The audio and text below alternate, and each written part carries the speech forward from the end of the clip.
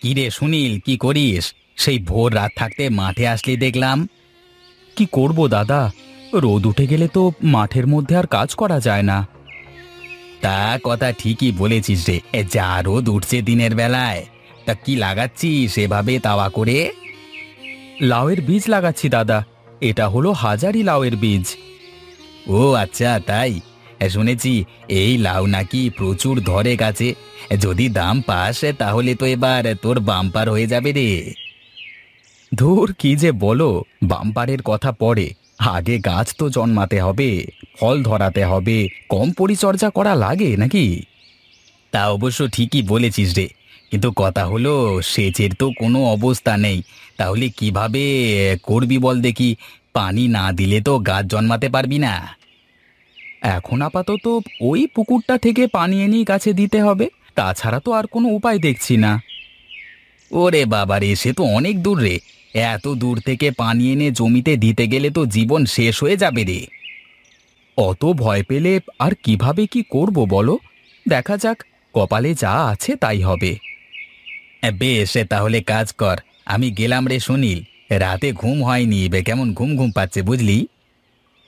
যার বিয়ে তার খোঁজ নেই, পাড়াপড়শির ঘুম নেই। আগে আগেই বাম্পার ফলনের হিসেব করছে, এদিকে খাটনির কথা শুনলে একদম চুপ। হ্যাঁ। ওহ, কি গরম রে বাবা! মনে হচ্ছে গায়ে এই পানি সব ঢেলে নি, কিন্তু তার তো কোনো উপায় নেই। পরে আবার ডাক্তারের কাছে দৌড়াতে হবে।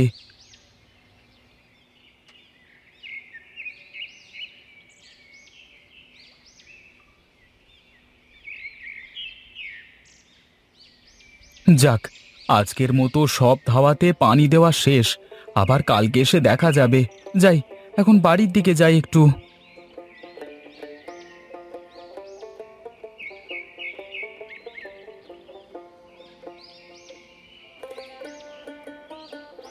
আহ, কি শান্তি! কি সুন্দর বাতাস! একটু বসেই যাই এখানে, দেখি।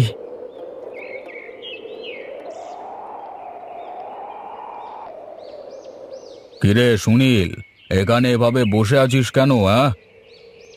দাদা, মাঠের ভেতরে ছিলাম, এখানে এসে এই কোমল ঠান্ডা বাতাসে প্রাণটা জুড়িয়ে গেল, তাই তো বসে একটু হাওয়া বাতাস গায়ে লাগাচ্ছি।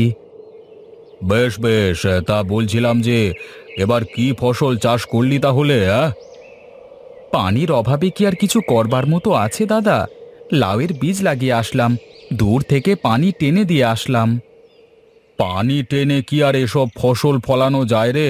দেখ কাউকে বলে, কেউ একটু সেচ দিয়ে দেয় নাকি। কে দিয়ে দেবে দাদা? সবাই তো হিংসুক, কারোর ভালো কেউ দেখতে পারে না। তার চেয়ে বরং আমি টেনেই পানি দেব, আর যদি ভাগ্যে থাকে, যদি বৃষ্টি হয়, তাহলে তো ভালোই হয়। দেখ এখন তোর যা ইচ্ছে। আমি গেলাম রে, আড়তে আবার সবজির গাড়ি ঢুকবে তো। আমিও বাড়িতে যাই, খুব খিদে লেগে গেছে।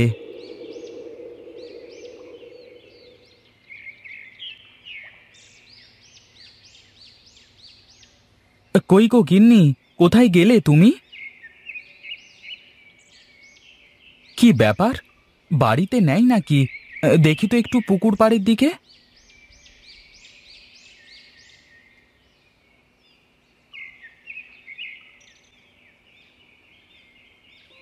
কি গো, তুমি এখানে? আর আমি সারা বাড়ি খুঁজে বেড়াচ্ছি তোমাকে।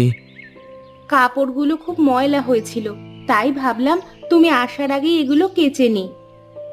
বেশ, আমার খুব খিদে পেয়েছে, জলদি এসে কটা খেতে দাও। এক কাজ করো, তুমি হাত মুখ ধুয়ে ঘরে গিয়ে বসো, আমি হাতের কাপড়টা ধুয়েই চলে আসছি।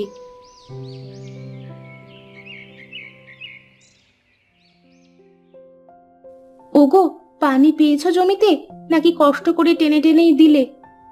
পুকুর থেকে টেনে টেনেই তো দিয়ে আসলাম, এখন দেখা যাক কি হয়। এক কাজ করো, আগেই জাংলা দিয়ে দাও, যাতে গাছ বড় হয়ে গেলে তখন তাড়াহুড়ো করা না লাগে। হ্যাঁ হ্যাঁ, কালকেই জাংলার কাজ শেষ করব। শুধু একটু বৃষ্টি দরকার গো এখন। একটা বৃষ্টি হয়ে গেলে আমাদের খুব উপকার হতো, তাই না গো? শুধু কি উপকার, কি বাঁচা যে বেঁচে যেতাম, তা আমি ছাড়া কেউ জানে না। সব সময় তো শুধু কাজ আর কাজই করো, একটু নিজের শরীরের দিকেও নজর দাও। এভাবে খাটতে থাকলে তো নিজেই অসুস্থ হয়ে যাবে। শোনো গিন্নি, খাটলে আর কি হয়, খাওয়াটাই আসল। তুমি রোজ একটু ভালো ভালো খাবার রান্না করবে, তাহলেই তো আমার শরীর নষ্ট হবে না। রোজ রোজ যে ভালো খাবার রান্না করব, পাবো কই বলো দেখি? আরে শুধু কি মাছ মাংসই ভালো খাবার নাকি? ভালো করে রান্না করলে তো সব খাবারই খাওয়া যায়। থাক, আমাকে আর বোঝাতে হবে না। তোমার সাথে সংসার করতে এসে যে আমি কত কি বুঝলাম। এভাবে শয়তানের মতো করে হাসবে না আমার সামনে, আমার খুব রাগ হয়। বেশ তো, যাও তুমি তোমার কাজে যাও, আর আমাকে খেতে দাও। তুমি সামনে থাকলে হাসতে হাসতে খাওয়া হবে না, বুঝলে? বেশ তো, আমি গেলাম তাহলে।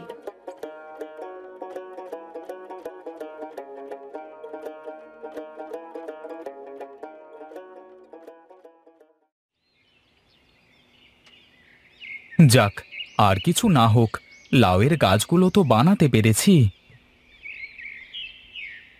সাব্বাস সুনীল, আসলেই তোর দম আছে বলতে হবে। কি আর করতাম দাদা, মানুষের পেছনে তেল মারবার থেকে নিজের কাজ নিজে করা ভালো। লাউ গাছ তো বেশ ভালোই হয়েছে।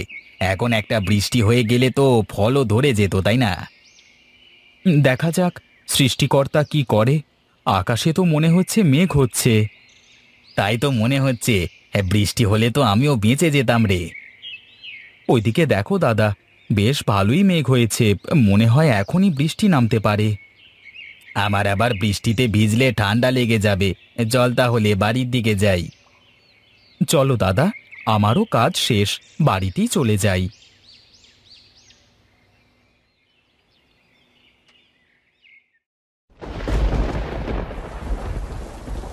তোমাকে বলেছিলাম না গিন্নি, যে বৃষ্টিটা একদম ঠিক সময় হবে।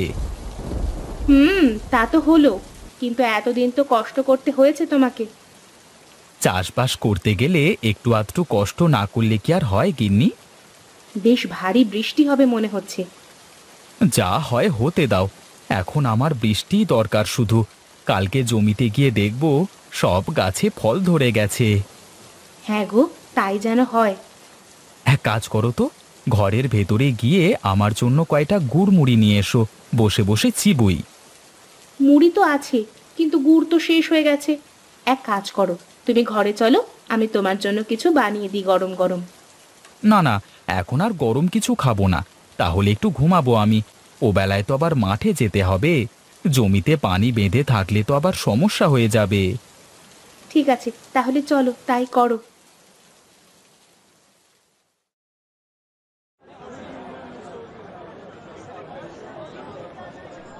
কিরে সুনীল, এই লাউ কি তোর নাকি রে? হ্যাঁ দাদা, আজকে অল্প করে কয়টা কেটেছি, কিন্তু বাজারে এসে তো মনটাই খারাপ হয়ে গেল। কাঁচা মালের তো কোনো বাজার ঠিক থাকে না, আর তাছাড়া বাজারে মালের আমদানি বেশি, বুঝলি না? কিন্তু আমার গাছে নতুন ফল দাদা, লাউয়ের চেহারাটা দেখো। আরে মানুষ চেহারা দেখে তো খাবে না, দাম দেখে খাবে। এক কাজ কর, তুই সবগুলো আমাকে দিয়ে দে, বাজার দরে পয়সা দিয়ে দেব। তাছাড়া আর কি বা করব, এত লাউ তো আর বসে বসে বিক্রি করতে পারবো না। দেখ, সেটাও তোর ইচ্ছে, তুই পারলে করতে পারিস। না না দাদা, দরকার নেই, তুমি বাজার দর দিয়ে এখন এগুলো ভ্যান থেকে নামিয়ে নাও।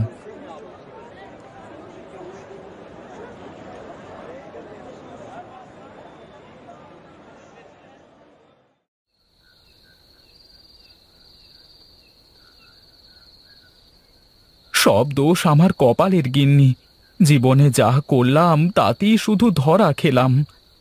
এত হতাশ হয়েও না তো, ফল ধরে গেলে গাছে যে লাউ ধরবে তা বিক্রি করে চলে যাবে। কিন্তু এভাবে আর কতদিন? আমার কি কপালে কিছুই লেখা নেই? যেবার যেই চাষ করি তাতে করেই আমার লস হয়। সৃষ্টিকর্তা হয়তো চায় না যে তুমি এভাবে ভালো কিছু করো। তিনি অবশ্যই আমাদের জন্য অন্য কিছু ভেবে রেখেছেন হয়তো।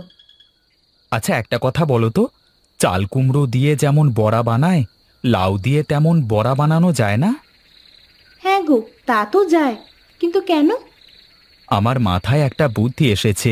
আচ্ছা, বাড়িতে কাঁচা লাউগুলো থেকে বড়া বানিয়ে বাজারে বিক্রি করলে কেমন হবে তাই বলো। এটা খুব ভালো বুদ্ধি। তাহলে লাউয়ের থেকে বেশি টাকা আসবে।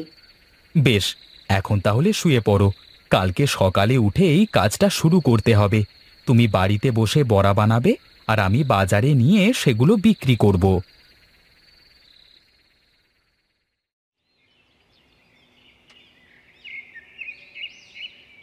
আমি তাহলে গেলাম গিন্নি, দেখি বাজারের কি অবস্থা হয়। শোনো, দরকার হলে প্রথম দিন একটু কম দামে বিক্রি করবে, যাতে করে পরে আবার সবাই কিনতে আসে। ও কথা আমাকে শেখাতে হবে না গিন্নি, দেখো কি হয় এবার।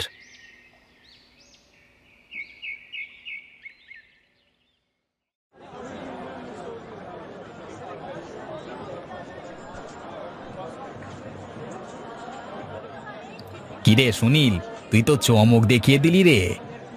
কি করব দাদা বলো, আমার ফুটো কপালে কিছুই তো হয় না।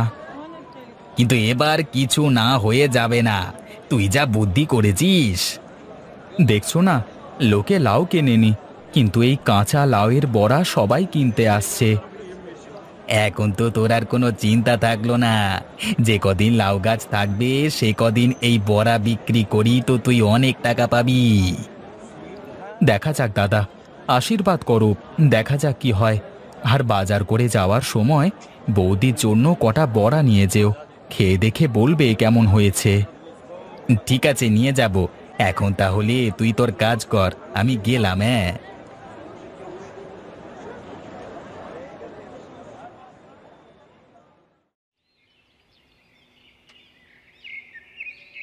কি গো, সব বড়া বিক্রি হয়ে গেছে আজ? হ্যাঁ গিন্নি, সব বিক্রি হয়ে গেছে, একটাও বেঁচে নেই। তাহলে তো বেশ ভালোই হয়েছে, এগুলোও শুকিয়ে যাবে আজকের মধ্যেই। মা, এত টাকা! এত টাকা তো আমি একসাথে এর আগে দেখিনি। রাখো রাখো, এগুলো রাখো। এখন থেকে রোজ এত করেই টাকা নিয়ে ফিরবো ঘরে, আমাদের দিন ঘুরে যাবে গিন্নি। ওগো, সত্যিই যেন তাই হয়। এই কাঁচা লাউয়ের বড়া বিক্রি করেই যেন আমাদের কপাল ফিরে যায়।